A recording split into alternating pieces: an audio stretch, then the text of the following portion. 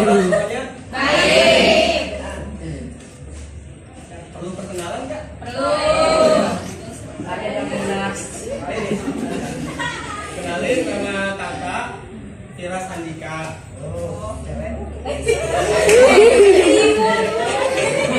Tahun 2000 ya. Ini masih pantaran.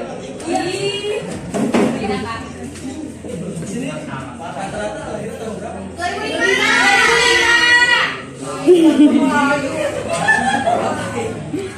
Oke, sekarang kakak bakal memberikan materi tentang peradaban Islam Daulah Umayyah di Andalusia. Bapak ada yang tahu Andalusia di mana? Disentuh. Kan sekarang itu Spanyol ya. Andalusia itu Spanyol. Kalian kalau ke Spanyol itu dulunya namanya Andalusia. Oke? Markasnya Real Madrid lah.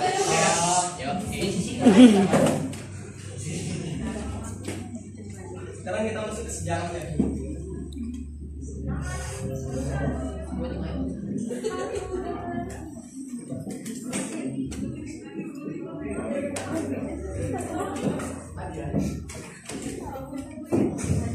Secara garis besar, sejarah lahirnya Daulah Umayyah di Andalusia itu terbagi menjadi dua. Pertama,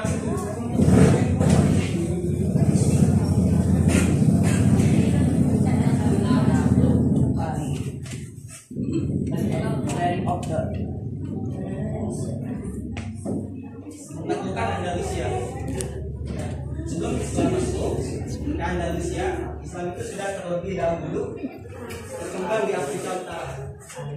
Afrika Utara ini dijadikan sebagai salah satu provinsi Daulah Umayyah di Damaskus.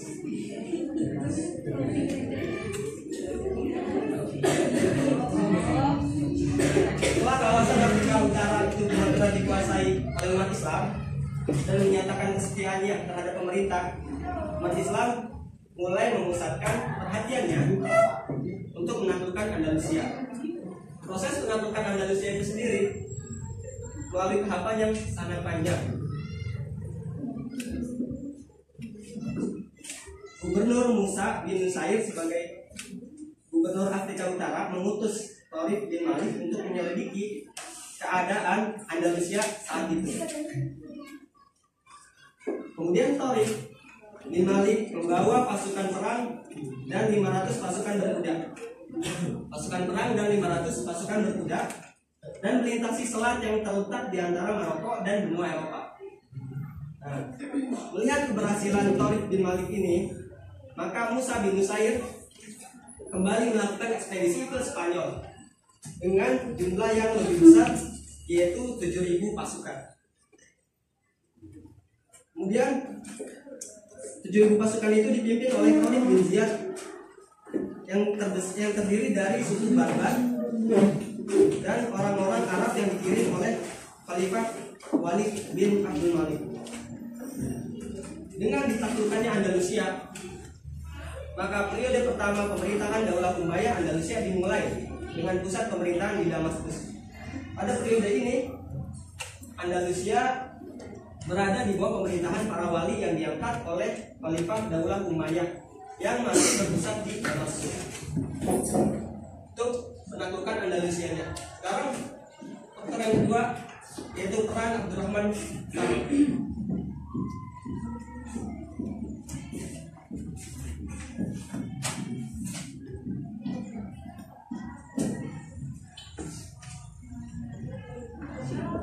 Peran Abdurrahman pertama, keruntuhan Daulah Umayyah di Damaskus dan digantikan oleh Daulah Abbasiyah di Baghdad, menyisakan satu orang keturunan dari Daulah Umayyah, yaitu Abdurrahman I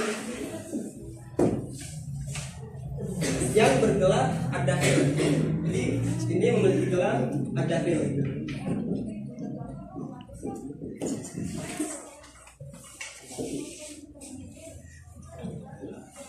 Abdurrahman Ad-Dakhil ini berhasil lolos dari kerajaan tentara Bani Abbasiyah yang berhasil menaklukkan Daulah Umayyah di Damaskus.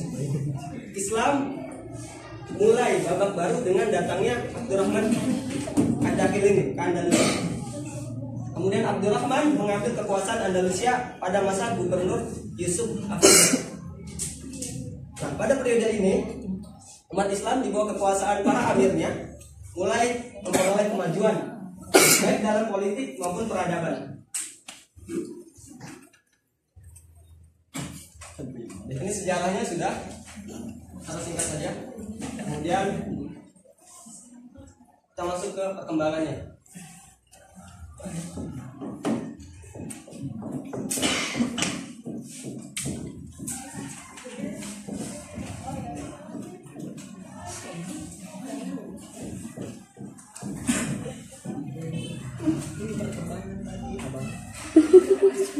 Masuk ke bagian perkembangan peradaban. Ada yang tahu peradaban itu apa? Atau baru pertama kali dengar? Ada yang tahu kan? Secara sederhana peradaban itu adalah kebudayaan, ya, kebudayaan sederhananya.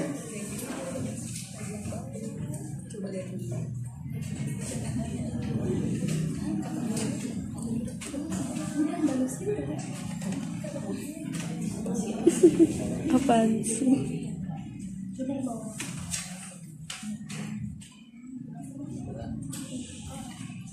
Perkembangan peradaban selama kurang lebih 7,5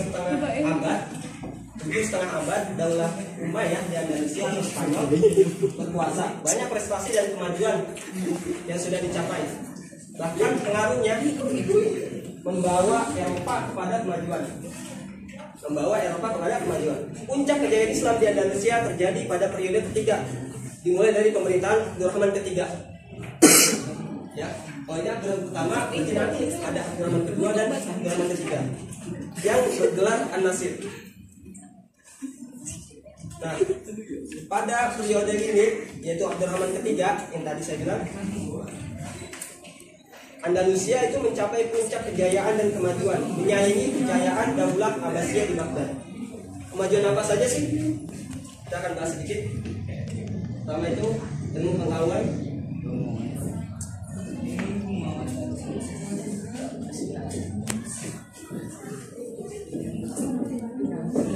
Ilmu pengetahuan dan sains.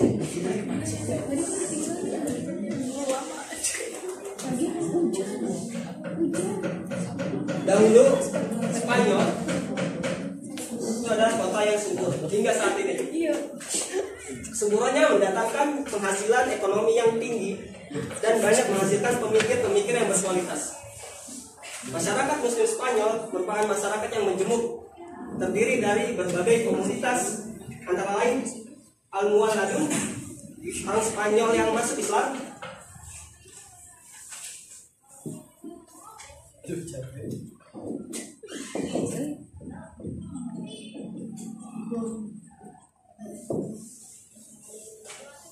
kemudian Barbar,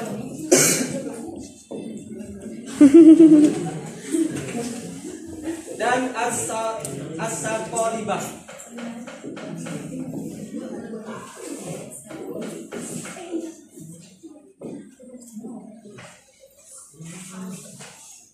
Dari kemajuan ini banyak prestasi yang dicapai pada saat itu. Yang pertama itu dalam bidang filsafat, kita mengenal Abu Bakar Muhammad Asy-Syiqi atau lebih dikenal dengan Ibnu Bajjah itu salah satu orang yang paham tentang filsafat pada masa Andalusia. Kemudian yang kedua, tokoh kedua itu Abu Bakar Ibnu Tufail yang berasal dari Granada, Spanyol. Atau juga kita mengenal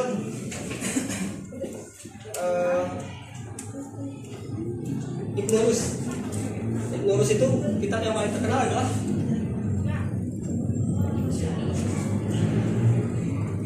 pengarang dari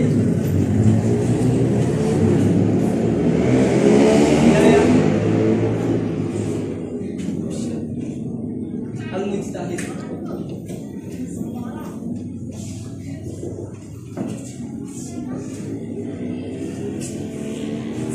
Ini bagian dari filsafat.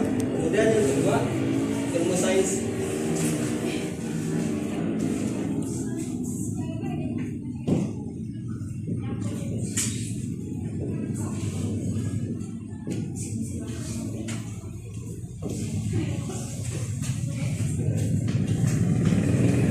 Ibnu Sina nggak?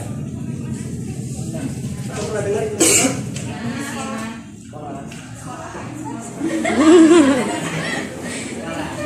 Ibnu Sina ini tokoh kedokteran yang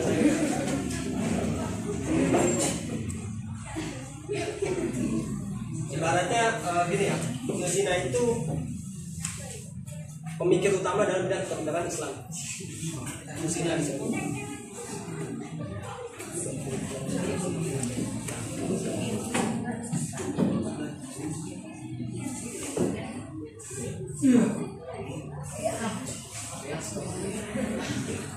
Kemudian balik ke selanjutnya yaitu bidang sejarah.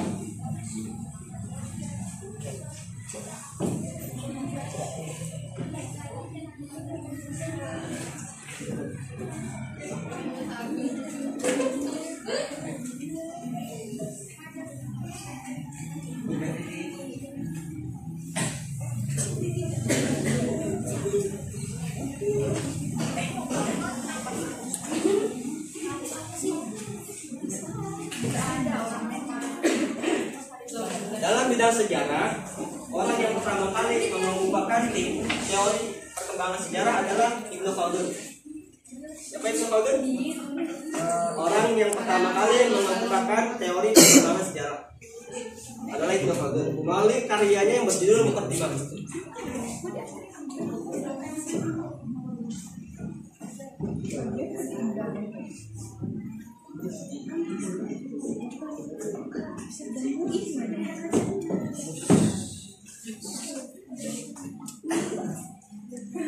Ini adalah pemikir pertama sejarah dalam peradaban Andalusia. Kemudian yang kedua, yang pertama sudah, masuk yang kedua ya. Peradaban dan pembangunan.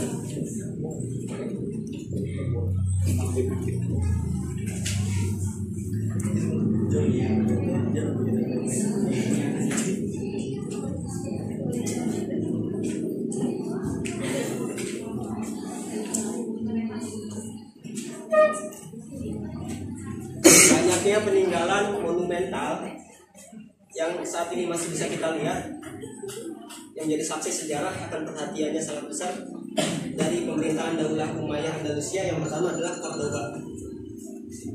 Cordoba ini terletak di Spanyol, merupakan dulunya ini adalah masjid, tapi sekarang ini menjadi gereja. Dulunya ini masjidnya begitu indah.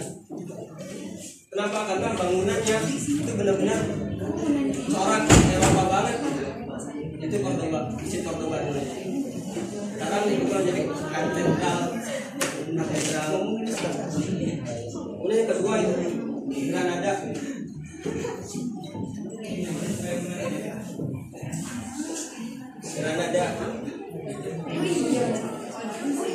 Granada ini merupakan pusat pertahanan terakhir Islam di Spanyol. Nah, arsitekturnya itu sangat terkenal di seluruh Eropa. Lihatlah.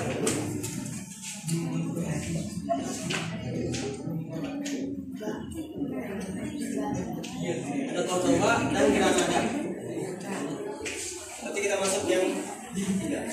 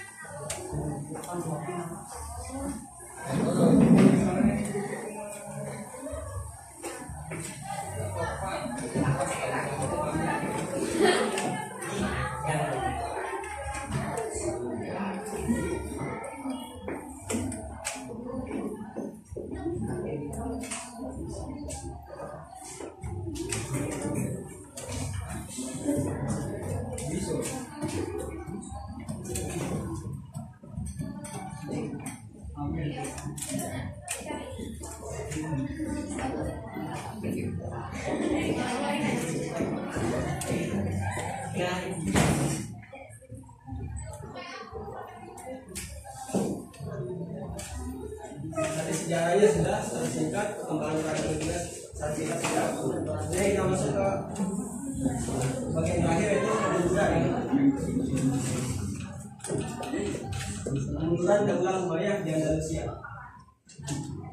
Paling tidak ada 4 yang menjadi faktor mundurnya Daulah Andalusia. Yang pertama adalah tidak jelasnya sistem peralihan kekuasaan. Jadi tidak ada peraturan tentang pola pemilihan dan pengalihan kepemimpinan menyebabkan perebutan kekuasaan di antara ahli waris.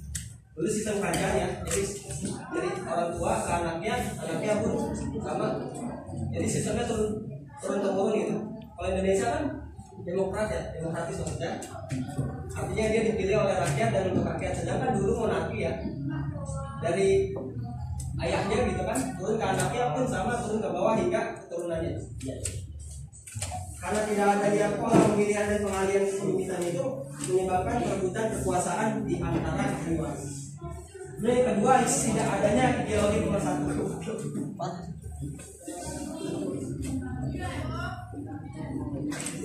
Orang-orang pribumi enggan untuk menerima para muhafal menjadi bagian dari mereka. Akibatnya, kelompok etnis non-Arab seperti Ethiopia dan Barbar sering menggerogoti dan merusak perdamaian. Hal itu mendatangkan dampak besar terhadap sejarah sosial dan ekonomi tersebut. Artinya kalau tidak ada ideologi pemersatu, bagaimana kita mau bersatu? Indonesia itu memiliki Pancasila ideologinya. Betul? Kalau tidak ada ideologi Pancasila, kita mau pakai apa? Pasti kita tidak akan bersatu. Makanya Pancasila dibuat untuk mempersatukan Indonesia. Pun sama. Jika ini tidak ada ideologinya, maka itu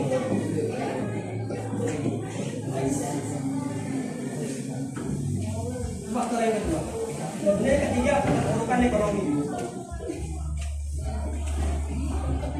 Nah, karena Andalusia ini penguasanya banyak sekali pengembangan ilmu pengetahuannya, tetapi mereka itu sedikit mengabaikan perkembangan perekonomian. Akhirnya menjadi mundur karena apa? Karena keterpurukan ekonomi. Ekonomi itu penting kan teman-teman? Penting ya. Orang bisa makan enak di restoran karena ekonominya tinggi, pun sama. Orang tidak bisa makan enak di restoran pun karena ekonominya rendah. Artinya sebelum kita fokus kemana-mana, ekonomi dulu ya jadi solusinya. Perbaikan ekonomi dan lain sebagainya itu menjadi pilar utama dalam sebuah peradaban. Selain ilmu pengetahuan. Yang terakhir adalah terasing. Itu Islam di Andalusia bagaikan negeri kecil yang terpencil dan terasing, yaitu jarang mendapat perhatian dan bantuan kecuali dari Afrika Utara. Hal ini mengakibatkan tidak ada yang membantu membendung kebangkitan Kristen di wilayah Andalusia. Kemudian kekuatan Kristen inilah yang lambat laun mulai menggerogoti Islam di Andalusia. Dan dari 4 faktor pertama, kemunduran Daulah Umayyah. Pun sama, dan juga Indonesia bisa ada mengalami kemunduran jika 4 hal ini ya.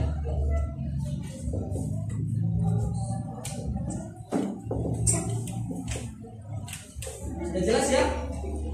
Ya. Mungkin nggak banyak materi hari ini karena singkat, saya juga tidak begitu menguasai sepenuhnya materi ini, hanya sekedar baca dan menginterpretasikannya. Kurang lebihnya mohon maaf.